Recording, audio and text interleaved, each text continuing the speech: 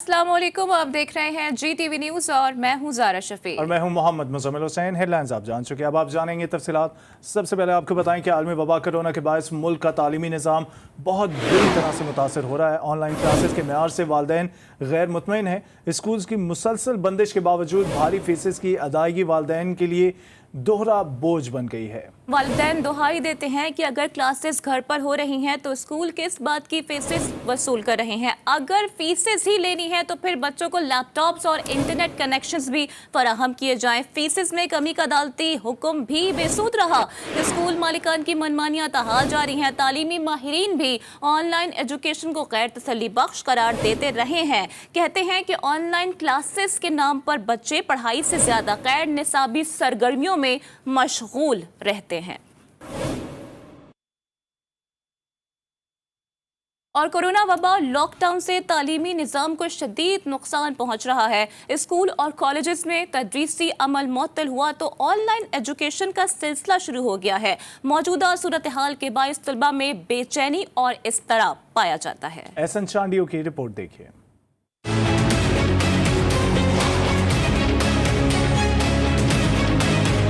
Corona virus के बायस जहां इंसानी जिंदगियां खतरे में हैं, वहीं मौलिक वबा ने मुल्क के तालीमी निज़ाम को भी झंझोड़ कर रख दिया। कराची में कोविड के पहले केस के बाद 16 मार्च 2020 को लॉकडाउन लगा दिया गया, जिसके बाद कोरोना के मुस्बत केसेस की शरह में कमी आई और 6 माह की बंदिश के बाद सितंबर 2020 में स्कूल खोल दिए गए। तालीमी सिलसिला एक माह जारी रहा, जो कोरोना केसेस बढ़ने पर नवंबर में फिर रुक गया। तुलबा को बगैर इम्तिहान अगली क्लासों में प्रमोट कर दिया गया। फरवरी 2021 में तीसरी बार स्कूल खोलने का फैसला तो हुआ, लेकिन बदकिस्मती से स्कूल ताहाल बंद हैं।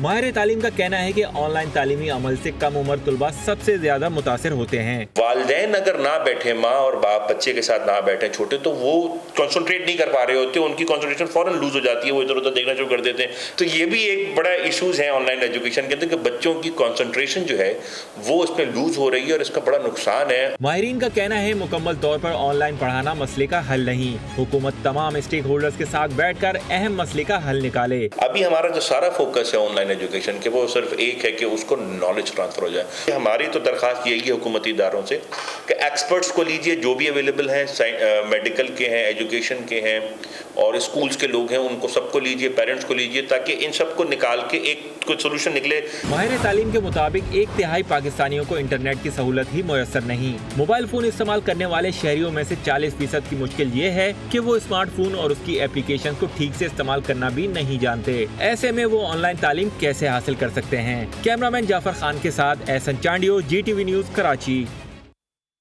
सिंध में निजी स्कूल इंतजामिया की मनमानियों पर सिंध हाई कोर्ट वालिदैन की आवाज़ बन गया। अदालत आलिया ने 20 सितंबर 2017 से 25 मई 2021 तक तमाम निजी स्कूल इंतजामिया को 20% फीस की छूट देने की 3 बार अहकामात जारी किए, लेकिन निजी स्कूल इंतजामिया ने इस पर अमल नहीं किया। रिपोर्ट करेंगे नज़ीर मेमन।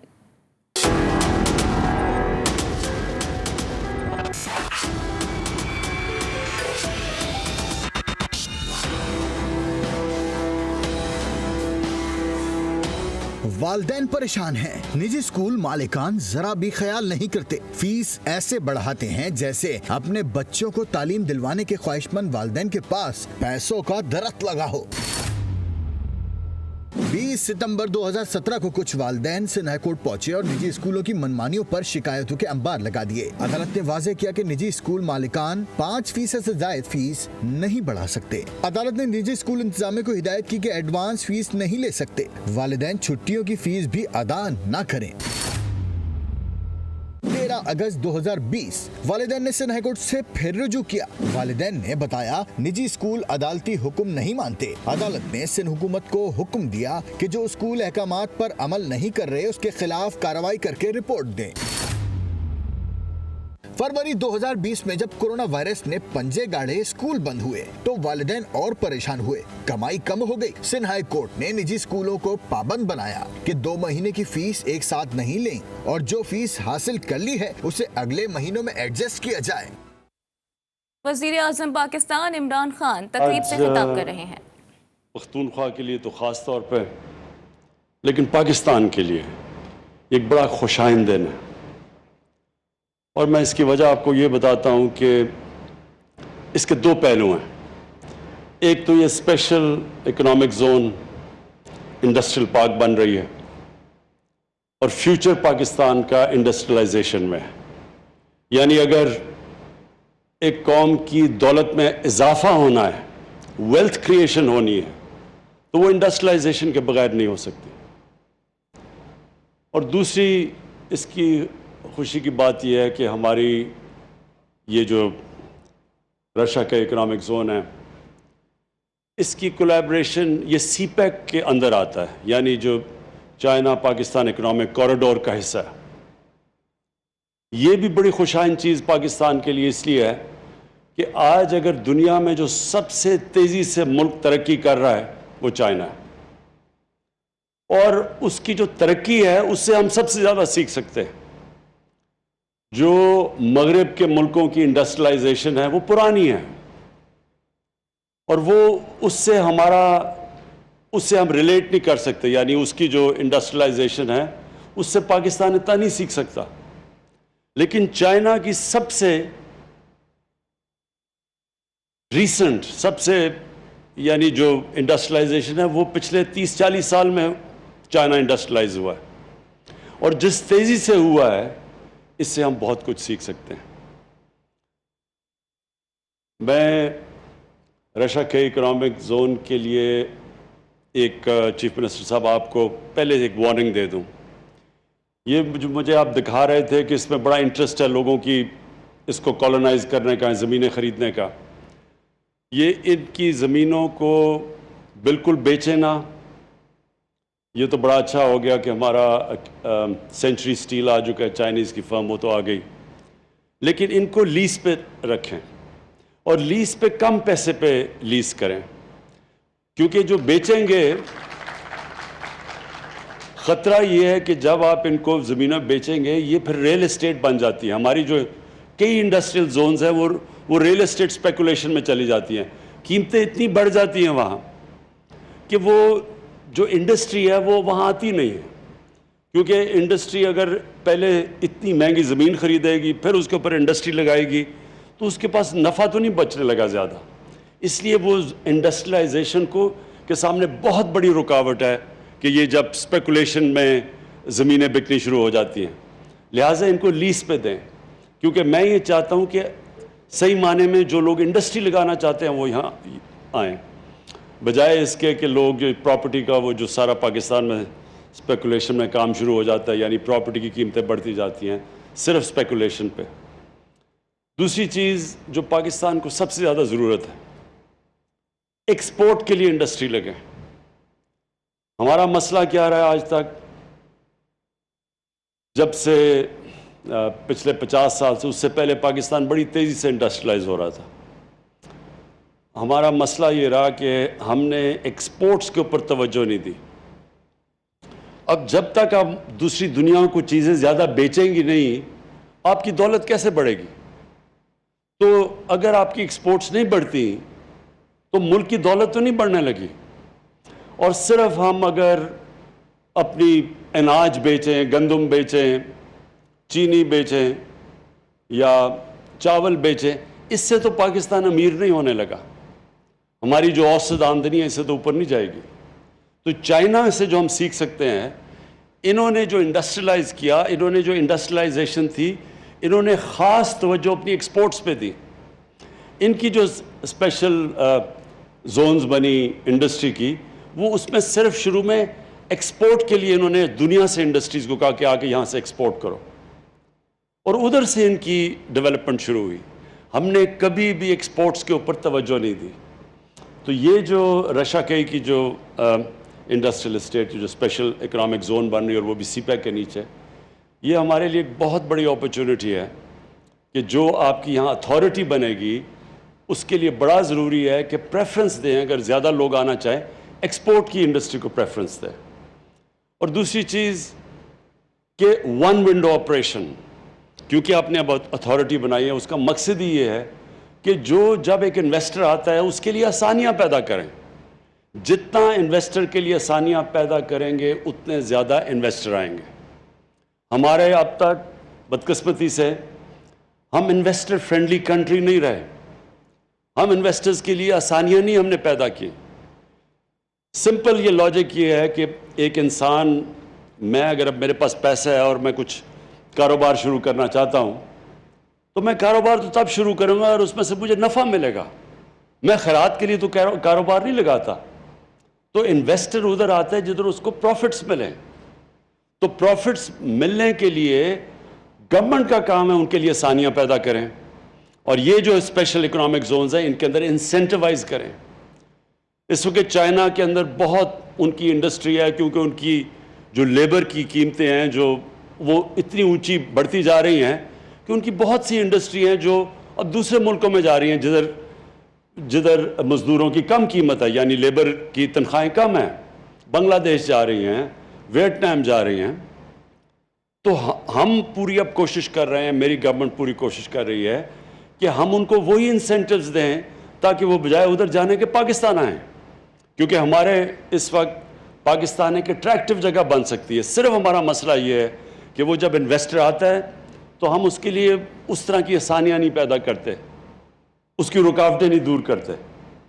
تو وہ بھی ہماری پوری اب بورڈ آف انویسٹمنٹ کے ساتھ ہم بیٹھ کے, اور میں خود پرائم منسٹر آفس خود, اب ہماری پوری کوشش یہ ہے کہ جو ایک تو انسینٹیوائز کریں تاکہ ہم اٹریکٹ کریں باہر سے بھی, اپنے لوگوں کو بھی, اپنے جو انڈسٹری لگانے والے ان کو بھی ہم اٹریکٹ کریں اور ان کو انسینٹیوائز کریں. کوئی ضرورت نہیں کہ پاکستانی جا کے اب دبئی میں بھی فیکٹریاں لگا دیتے ہیں, بنگلہ دیش بھی چل کے ملیشیا چلے جاتے ہیں, تو پاکستان میں کیوں نہیں انویسٹ کرتے؟ اور اس کی بہت بڑی وجہ یہ ہے کہ ہماری ذہنیت ابھی تک یہ نہیں رہی کہ ہم انویسٹر کو اٹریکٹ کریں, اور اس کو اتنے ہم چکر دیتے ہیں, وہ کبھی اس آفس میں, کبھی فلانے آفس میں, کبھی کوئی رکاوٹ آ جاتی ہے اور وہ پھر اینڈ میں چھوڑ کے چلے جاتے ہیں. تو میری پوری کوشش یہ ہے کہ میری گورنمنٹ کی اب سوچ ایسی ہو کہ سب سے زیادہ بڑا وی آئی پی وہ ہے اس ملک میں جو نوکریاں پیدا کرتا ہے, جو ملک کی ایکسپورٹس بڑھاتا ہے, جو انڈسٹری سیٹ اپ کرتا ہے. اس کے لیے ہم اس کے لیے آسانیاں پیدا کریں. اور آپ دیکھیں گے کہ جتنا اللہ نے ہمارے ملک میں نعمتیں بخشی ہیں, جو پوٹینشیل ہے, یہ لوگوں کو اندازہ نہیں ہے اب اس وقت. اب یہ دیکھیں کہ ہمارے جو حالات تھے آج سے 2.5 سال پہلے, پاکستان بینکرپٹ تھا, ہمارے پاس فورن ایکسچینج ریزروز میں اتنا پیسہ نہیں تھا کہ جو ہم نے قرضوں کی قسطیں دینی تھیں, جو ہم نے باہر کی لائبلٹیز تھیں, پیمنٹس کے لیے ہمارے پاس پیسہ نہیں تھا, اور بڑی مشکلوں سے ہم نے وہ وقت گزارا. ہمارے دوست ملک جس میں سب سے پہلے چائنا, پھر سعودی عربیہ, پھر UAE, یہ اگر ہمیں اس وقت فنڈ نہ کرتے تو پاکستان تو بینکرپٹ ہو گیا تھا. ہم ڈیفالٹ کر گئے تھے اپنے جو لائبلٹیز تھی. اور ڈیفالٹ کا مطلب یہ, تاکہ لوگوں کو سمجھ آ جائے, ڈیفالٹ کا مطلب یہ ہوتا ہے کہ آپ کا جو کرنسی ہے وہ گر جاتی ہے, کیونکہ اب باہر سے انفلوز بند ہو جاتی ہیں, ڈالرز آنے کم ہو جاتے ہیں. اور جب روپیہ گرتا ہے تو جس طرح ہم نے دیکھا ساری چیزیں مہنگی ہو جاتی ہیں ملک میں. ساری امپورٹس, جو بھی بجلی, تیل, پٹرول, دالیں, گھی, یہ سب مہنگا ہو جاتا ہے. تو ملک میں غربت پیدا ہو جاتی ہے. تو اللہ کا بڑا کرم ہے کہ وہ بڑے مشکل وقت سے ہم نکلے. اس کے بعد ہم نے اپنی اکانومی کو سٹیبلائز کیا, اور لوگوں کو بڑی دشواریوں کا سامنا کرنا پڑا.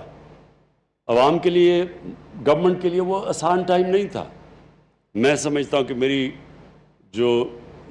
میری زندگی کا وہ سب سے مشکل ٹائم تھا, وہ جو ہم نے 1.5 سال گزارے. پھر جیسے ہی اس سے نکل رہے تھے کرونا آ گیا, اور کرونا کا آپ دنیا میں دیکھیں کہ جدھر کرونا نے دنیا میں تباہی مچائی ہے, ہمیں تو ہاتھ اٹھا کے اللہ سے شکر ادا کرنا چاہیے کہ ہمارے ملک کو جس طرح ہم نکلیں کرونا سے, شاید ہی دنیا میں 3-4 ملک ہیں کہ جو پہلے مشکل حالات میں تھے, اس کے باوجود کرونا سے جس طرح وہ نکلے ہیں. اللہ نے کرم کیا, ہماری پالیسیز تھیں. NCOC کو میں خاص طور پہ, وہ ہمارا تھنک ٹینک بیٹھا ہوا تھا, ہر روز جائزہ لیتا تھا.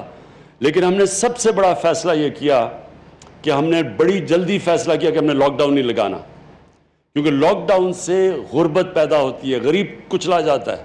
امیر ملکوں میں بھی غریب لاک ڈاؤن سے کچلے گئے ہیں. تو ہمارا ملک تو پہلی مشکل حالات میں تھا. اگر ہم جو ایک وقت پہ بہت بڑا پریشر ڈال رہے تھے کہ جی لاک ڈاؤن لگا دو, کہ FIR کاٹو کہ عمران خان کی وجہ سے لوگ مر رہے ہیں, وہ اگر پریشر میں آ کے لاک ڈاؤن لگا دیتا تو ہمارا وہ حال ہونا تھا جو آج ہندوستان کا حال ہے کہ نہ کرونا سے بچنا تھا، کیونکہ غریب لوگوں کو، بھوکے لوگوں کو تو آپ لاک ڈاؤن نہیں کر سکتے. آپ آدمی کو کہیں گے جی ہم آپ کو اس لیے بند کیا ہوا ہے کیونکہ بیماری نہ لگ جائے، لیکن وہ بھوک سے مار رہا ہے، وہ کتنی دیر اندر کمرے میں اپنے 4-5 بچوں سے اور فیملی سے بند رہے گا؟ وہ ہو ہی نہیں سکتا. ہندوستان میں انہوں نے کوشش کی، وہ نہیں ہوئی، تو کیسز بھی بڑھتے گئے، غربت بھی بڑھتی گئی. تو ہم نے جب فیصلہ کیا، اپنے لوگوں کو غربت سے بھی بچایا، اکانومی ہم نے بڑی جلدی کھول دی، کنسٹرکشن بڑی جلدی کھول دی، ہم نے اپنے ایگریکلچر کو بالکل روکا نہیں، اور ساتھ ساتھ ہم نے وہ جو سلیکٹیو جس کو کہتے ہیں سمارٹ لاک ڈاؤن، اس سے اپنے لوگوں کو بھی بچا لیا. اور آج اللہ کا کرم ہے کہ ہمارے سارے مخالف خود حیران پھر رہے ہیں کہ یہ ہوا کیا ہے کہ ایک دم تقریباً 4% گروتھ ریٹ پاکستان کی جو ابھی نظر آئی ہے، وہ سب کو، کیونکہ انہوں نے پہلے تو اتنی تنقید کی تھی کہ ملک تباہ ہو گیا، تو وہ سارے حیران بیٹھے ہیں، وہ کہتے ہیں جی جھوٹ بول رہے ہیں، یہ 4% گروتھ ریٹ ہی نہیں ہے. تو میں ان کو یہ کہتا ہوں کہ میں وہ کیپٹن تھا جو نیوٹرل امپائر لے کے آیا تھا. ہم دھاندلی سے جیتنے والے نہیں ہیں، ہم نیوٹرل امپائر سے جیتنے والے ہیں. انشاءاللہ یہ ایک بڑی خوشائن چیز ہے. ملک اب اس راستے پہ نکل گیا کہ آپ دیکھیں گے کہ ہماری انڈسٹری بھی بڑی تیزی، لارج سکیل مینوفیکچرنگ تیزی سے گرو کر رہی ہے. یہ سب سے بڑی انڈیکیٹر ہوتا ہے کہ ملک اب آگے، ملک کی دولت بڑھ رہی ہے.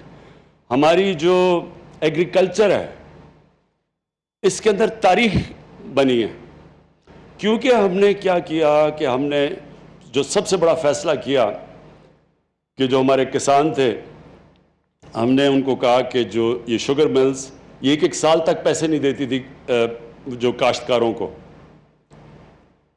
اور پھر یہ جو ان کو پرائس بھی ہوتا تھا، اگر 180 روپیہ پرائس فکس کیا گیا گنے کا، تو وہ 180 بھی نہیں دیتی تھی. وہ ایک ورڈ یوز کرتے ہیں کٹوتی ہوتی تھی بیچ میں سے، وہ 120 پہ ان کو کیش پہ فارغ کر دیتے تھے. ہماری گورنمنٹ نے ان کو کہا کہ آپ نے فوری طور پہ پیسہ بھی دینا ہے اور پوری قیمت دینی ہے. اس قیمت سے اور جلدی پیسے ملنے سے جو پیسہ گیا کسانوں کے پاس، انہوں نے اپنی زمینوں پہ لگایا. اس باری ریکارڈ پیداوار چاول کی، مکئی کی، گندم کی، گنے کی ریکارڈ پیداوار ہوئی ہے. تو ریکارڈ پیداوار اور پیسے بھی ریکارڈ ملے ہیں ان کو. اس کی وجہ سے خوشحالی آئی ہے. سارے دیہاتوں کے اندر ٹریکٹرز کی ریکارڈ سیل ہوئی ہے، موٹر سائیکلوں کی سیل ہوئی ہے، گاڑیوں کی سیلز ہوئی ہیں، فرٹیلائزر یعنی کھادوں کی سیل ریکارڈ ہوئی ہے. اس سے ہوا کیا ہے کہ سارے ملک کی اکانومی اٹھنی شروع ہو گئی ہے اور ساتھ انڈسٹری بھی چل پڑی ہے. تو آگے میں اپنی قوم کو یہ بھی کہنا چاہتا ہوں کہ بڑا انشاءاللہ اچھا وقت آ رہا ہے. ہمارا ملک وہ جو بڑے مشکل وقت سے تھا، میں جو لوگوں کو کہتا رہتا تھوڑا صبر کرو، گھبرانا نہ، لوگ گھبرا جاتے تھے کیونکہ زندگی کبھی سٹریٹ لائن میں تو جاتی نہیں ہے، اونچ نیچ ہوتی ہے زندگی میں. تو جب نیچ آتی ہے زندگی میں تو انسان کو صبر کرنا چاہیے. قرآن میں اللہ نے کہا ہے کہ جو انسان کی سب سے اچھی صفت اللہ کو پسند ہے مشکل وقت میں صبر کرنا. وہ کرتا ہے جس پہ اللہ کے ایمان ہوتا ہے. اور پھر قرآن کی آیت ہے کہ ہر مشکل کے بعد میں آسانی پیدا کرتا ہوں، لیکن یہ ایمان والے لوگوں کے لیے. اور اللہ کا کرم ہے کہ اب ہمارے لیے جو بہت مشکل وقت تھا وہ نکل گیا. جو میں اپنی قوم کو آگاہ کرنا چاہتا ہوں، جو اب خطرہ ہے ایک، وہ خطرہ یہ ہے کہ جیسے جیسے اب ہماری اکانومی بڑھتی جا رہی ہے، پریشر اب پڑے گا ہمارے کرنٹ اکاؤنٹ کے اوپر. کرنٹ اکاؤنٹ کا مطلب ہوتا ہے کہ ڈالر ملک میں کتنے آ رہے ہیں اور ڈالر ملک سے باہر کتنے جا رہے ہیں. ابھی تک جو پچھلے 8-10 مہینے میں ہمارا کرنٹ اکاؤنٹ جو جب ہمیں ملی تھی گورنمنٹ 2.5 سال پہلے، 20 ارب ڈالر کا خسارہ تھا. پاکستان کی تاریخ کا سب سے بڑا خسارہ ہمیں ملا تھا. اب پچھلے 10 مہینے سے جو ہمارا کرنٹ اکاؤنٹ ہے وہ سرپلس پہ ہے. تو ہمارے ملک میں زیادہ ڈالرز آ رہے ہیں بنسبت باہر جانے کی، جس کی وجہ سے ہمارا روپیہ، یہ بھی پاکستان میں تاریخ پہ بڑا کم ہوا کہ پچھلے کتنے مہینے میں ہمارا روپیہ مضبوط ہوتا گیا ہے. اور ہم کوئی مارکیٹ کے اندر اپنے پیسے نہیں، ڈالر نہیں پھینکے، خود ہی مارکیٹ فورسز سے مضبوط ہوتا گیا ہے. اس کا مطلب ہمارے ریزروز بڑھتے گئے ہیں. تو ملک اس وقت ٹھیک جگہ پہ کھڑا ہے.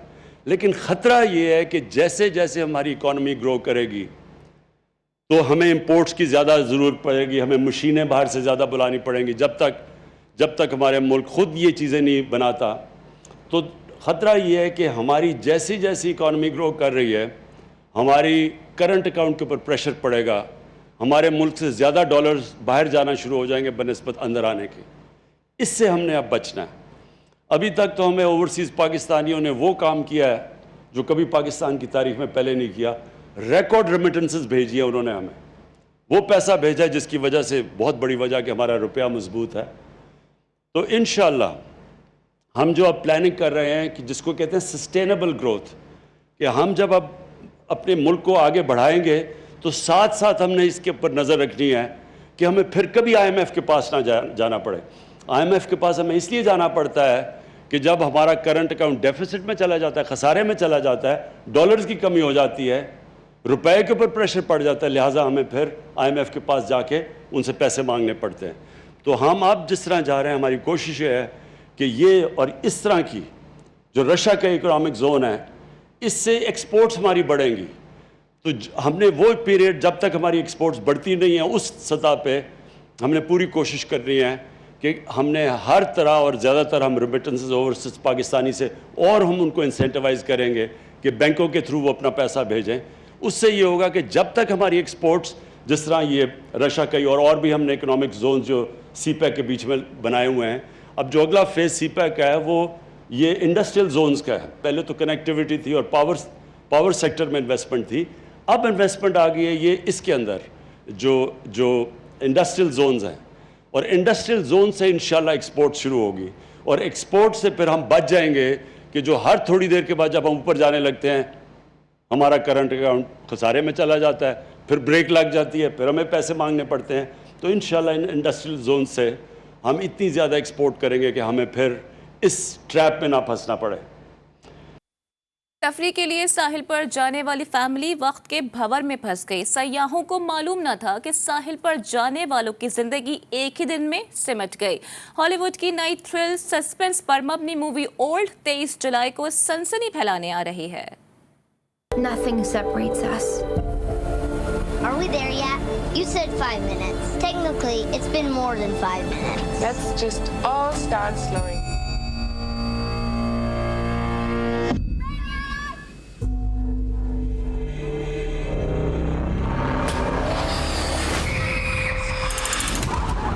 There's something wrong with this beach. What's happening?